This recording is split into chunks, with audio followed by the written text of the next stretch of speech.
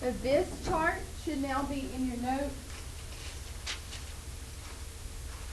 And we'll look at what these things mean and some important equations, okay? So to start here, you should just have the chart, and then we're going to talk about in what situations are these things spontaneous versus non-spontaneous. So as we go through the notes, we'll flip back and fill in the chart. Okay, so we'll start here. Spontaneous redox reaction. It says if your E cell, what's that talking about? If your voltage is greater than 0, then it is spontaneous. And if your voltage or your E standard is less than 0, then it is not spontaneous. Okay. So if we go back here, spontaneous, what are we going to write under E? Greater than 0, or that means it must be positive. Greater than 0, so it has to be positive. So if your voltage is positive, then your reaction is spontaneous. Non-spontaneous, your voltage is going to be Less than 0. or okay. We haven't encountered any negative voltages so far. Okay, but we will in the next few days. If it's non-spontaneous. Yes. That's right. Your E is greater than 0. Positive. Your E is less than 0. It's right. Okay. The open mouth is to the 0, so that means the 0 is bigger than E. So E is less than 0. Okay. Oh, okay. Right. But you can just say positive or negative. If your voltage is positive, your cell is spontaneous. If your voltage is negative, your cell is not spontaneous. So the way we've been doing it, where we flip the lower one, we are creating positive voltages every time. Remember I told you if you get a negative, you flip the wrong one.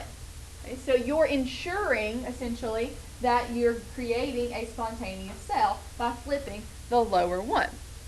Right, but sometimes they'll give you the equation already written, so you have to figure out which one they flipped. So that's what we're looking at right here. Is the following reaction spontaneous? Is this spontaneous? So we have barium sulfate plus lead yields barium plus lead sulfate. Right? Can this happen or not? So if you are asked a question like this and then given some voltage values, you want to figure out which one did they flip. Okay, which of these did they flip? So looking here, what is not included on our voltage or our potential chart? I see the barium there. What's missing from the voltage potential right here that's included in the balance equation?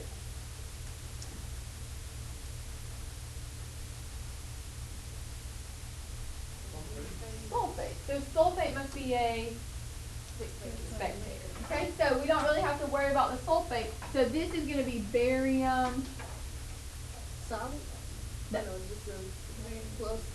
Plus 2 goes to barium solid. All right, did that one get flipped? No. Barium plus 2 goes to barium solid. So no, that one did not get flipped. This one's going to be lead goes to lead plus 2, right? Because that sulfate is going to act as a spectator. So lead goes to lead plus 2. Was that flipped? Yes. So they flipped this one right here. So they made this positive 0.13. So negative 2.9 plus 0.13, that's still negative. Right? Negative 2.77. So a negative voltage, is that spontaneous? No. So what you can do here is say, if I was looking at these two, which one would I flip? The lowest one, right? But they flipped the wrong one. That's when the reaction is not spontaneous. Okay? So if you flip the lower one, you'll always get a positive voltage and it'll be spontaneous. Okay? Now, let's talk about what spontaneous means. We did it at the beginning of the chapter, but just to remind ourselves, Spontaneous means occurs without outside force.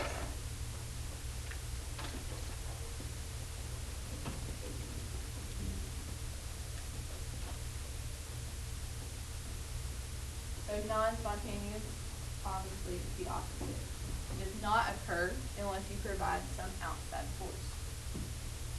So what we're going to look at tomorrow is what is that outside force? And that outside force would be like when you plug up something into the wall or you hook up a battery to it. That'll provide the outside force, and that can make something that usually wouldn't happen. But if you want it to happen without outside force, you need a positive voltage. All right, and this is the equation that explains why you need a positive voltage. So under your chart, where we have important equations, we'll write down this important equation. Delta G equals negative N F E.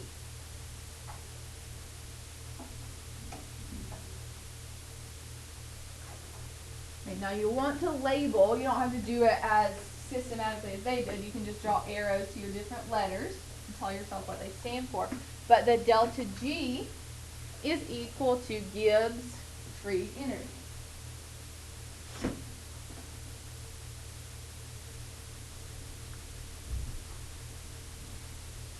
And then we have the negative sign. N is moles of electrons. N always stands for moles in any situation, but you got to know what your context is. So sometimes it's like moles of gas, like in PV equals nRT. Okay, but right here, we're talking about voltage, so this is moles of electrons. Then you have F, which is 96,500 C over moles of electrons. So F is a constant, never changes, it's always 96500 C over moles of electrons. And then E is, of course, your voltage. Now, make sure you include here a note reminding yourself volt is joule divided by coulomb. Okay, a volt is a joule divided by coulomb. So in this equation, your coulombs can cancel, and that'll just leave you with joules over moles. Okay, a volt is a joule over a coulomb, and F is 96,500 coulombs. So your coulombs will cancel. Remember, coulomb was for current from our previous notes. All right, now if you look at this equation, N is always going to be a positive whole number. Okay, like 1 electron, 2 electrons, 3 electrons, 4. The most I've seen is 10. Okay, so N is some number between 1 and 10. F is always 96,500, and then you have your volts. If your volts are positive, what will delta G be?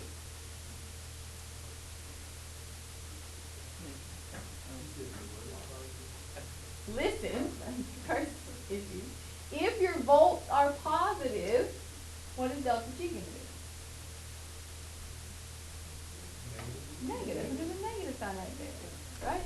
Positive times positive times positive, add a negative sign on the end, it's going to be negative. So if E is positive, if we flip back to our chart, if E is positive, G is negative. Okay, so if we are spontaneous, E is positive and G is negative. So you will never have a time where E is positive and G is positive. So if you know E, well, you know the sign on E, then you know G. Okay? If E is positive, you know G is negative. And so then if we look at the equation again, if E is negative, a negative times a negative is a positive. So if E is negative, G is positive.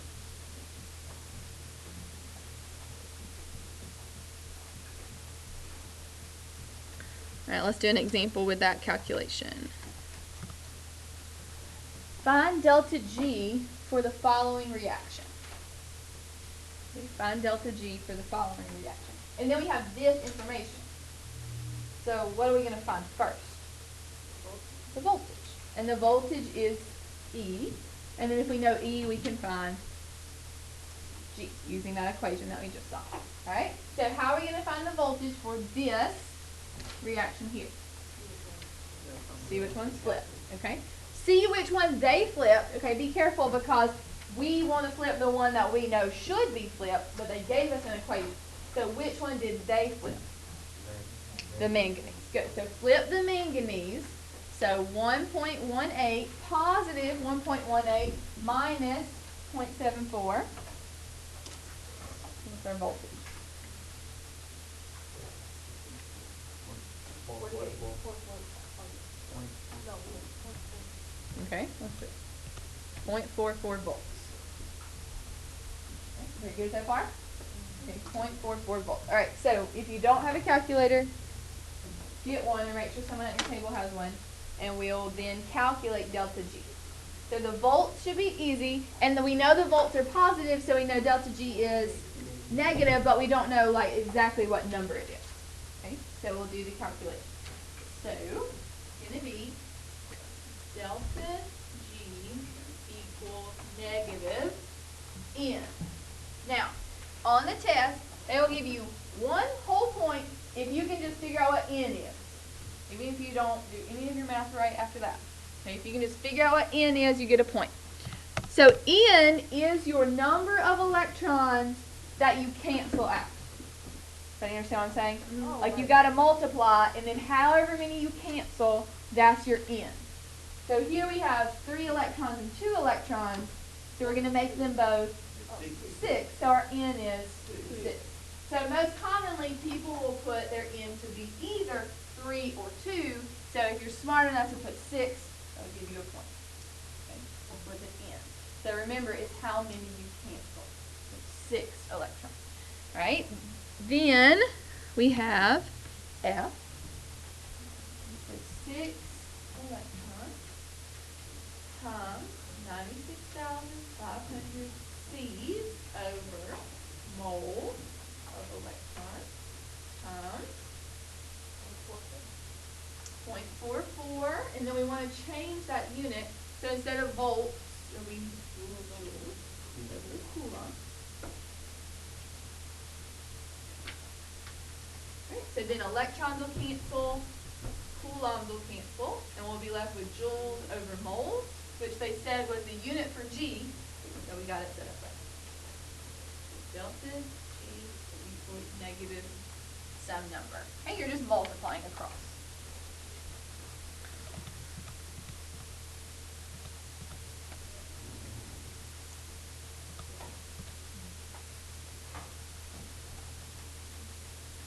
You usually get a big number. Okay? Negative 255. 25. What's after the 4? 7. Okay, so I'm going to 255 and change the rest to 0. So 255,000 joules per mole. And you'll see them change that to kilojoules a lot. And you do that by going 3 places left. So it becomes 255 kilojoules. That's just an easier number to wrap your head around than 255,000. So 255 kilojoules when you move the decimal.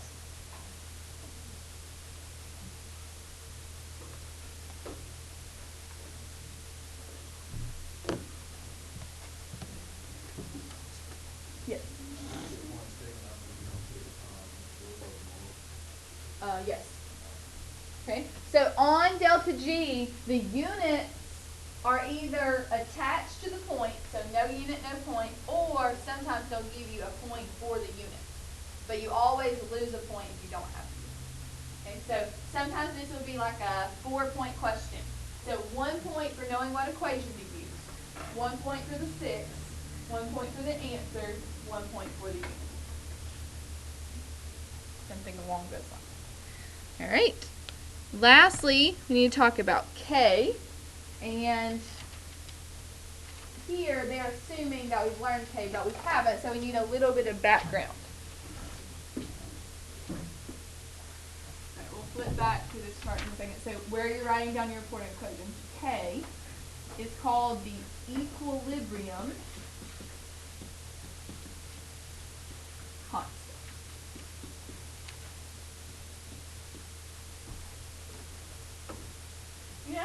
talking about how we could shift left or shift right if we had too much or not enough of one thing? Well, that has to do with this thing called the equilibrium constant, which is a number assigned to a reaction that tells you how far left or how far right the reaction goes. Okay? So K is equal to, okay, brackets mean concentration or molarity. So you see those, that's what that's referring to. So the concentration of the products divided by the concentration of the reactant.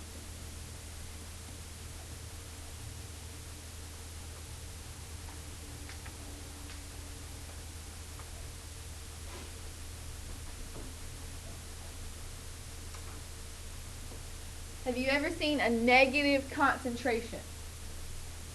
-4 molar. No. Concentrations are always positive, so that means K is always positive. Okay? But there are two differentiations for K.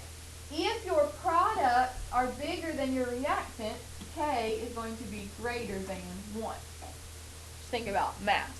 If your numerator is bigger than your denominator, then your number is going to be greater than 1. And we call that product favored.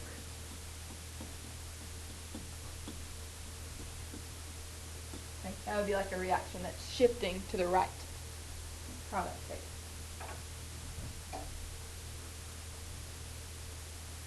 Then if you have more reactant, then you have products, K is going to be less than 1. But K can never be less than 0.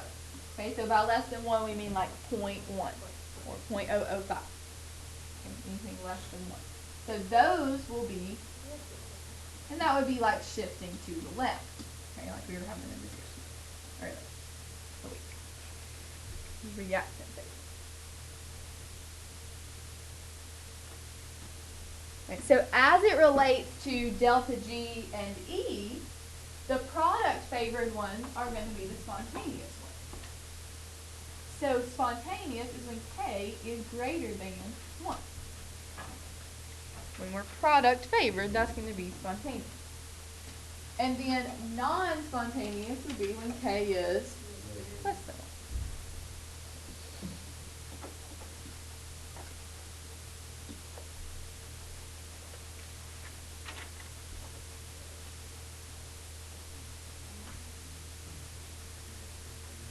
All right, any questions so far?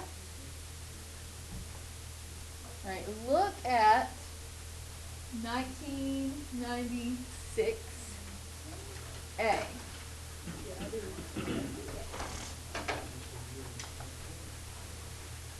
1996A.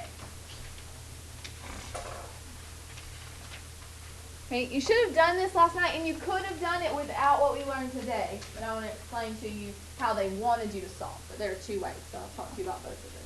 Brittany, will you read that question? Predict the sign of the cell between the for a cell based on the reaction. Explain the prediction. All right, not predict the value, but predict the sign.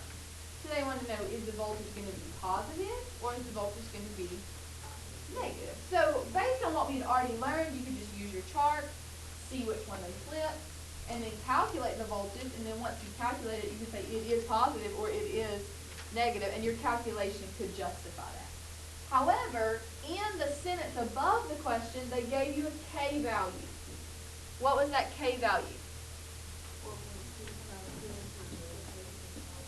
Times 10 to the 17th power. So is that greater than 1 or less than 1? Greater than 1. Much greater than 1. So if K is greater than 1, E has to be positive. So that's what they were looking for you to do. Now you could have done it by just calculating the voltage. But you could have simply said E must be positive because K is greater than 1. They could do the same thing. They could give you a delta G and ask you for an E. They could give you a K and ask you for a delta G. All of these are related. Or they could just say the cell is spontaneous. Predict the sign on E. So if it's spontaneous, E has to be positive. Delta G has to be negative. And so all those things are connected in that way. You may want to make ourselves a note here because I think there becomes some confusion about greater than 1, less than 1 when you're dealing with scientific notation. If the number is greater than 1, your exponent is positive. And if the number is less than 1, your exponent is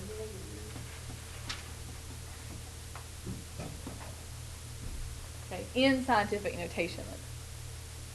Or I guess really in anything. If your exponent's negative, then your number is less than 1. Alright, now there's this special place called equilibrium when really, we'll talk about it more in depth, but it's like the reaction is not going to the right, it's not really going to the left. It's kind of stationary. And at that point, if it happens in a battery, your battery is dead. Okay? At equilibrium, your voltage is 0. That's kind of what we talked about the other day, how we could use up our reactants and build up our products, and then our reaction kind of be done. Your voltage would be 0. If your E is 0, what's your delta G going to be? 0. Okay, think about the equation. Delta G equals negative NFE. So anything times 0 is 0. What about K? What do you think it'll be? 1. 1.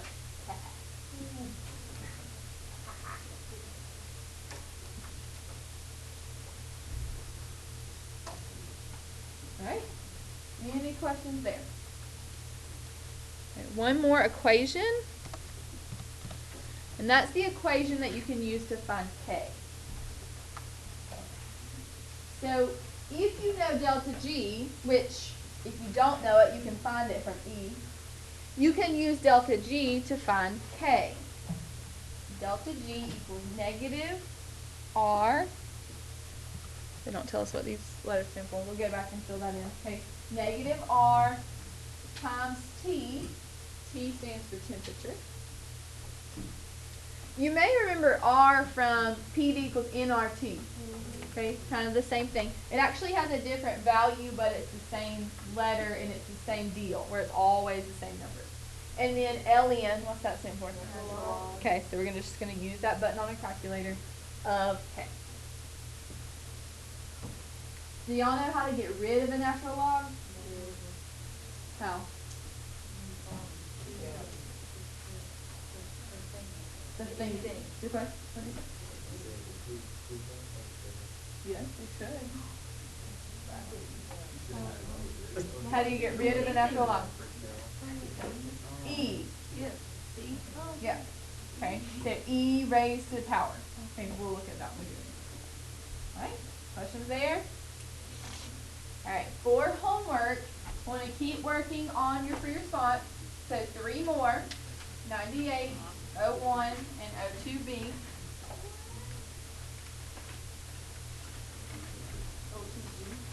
Uh-huh. Like, it'll have a big letter B by the number. Okay, are there any questions from that stuff last night? The 3 last night? You doing all of them? Yes. Tomorrow, we will probably be in the library or access lab. Okay, but I'll put a sign on the door.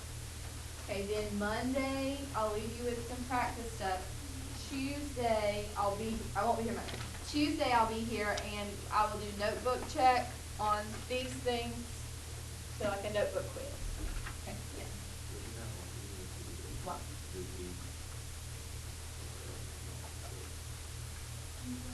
Can you just leave what? No, it's gonna be a notebook quiz. Okay. Okay.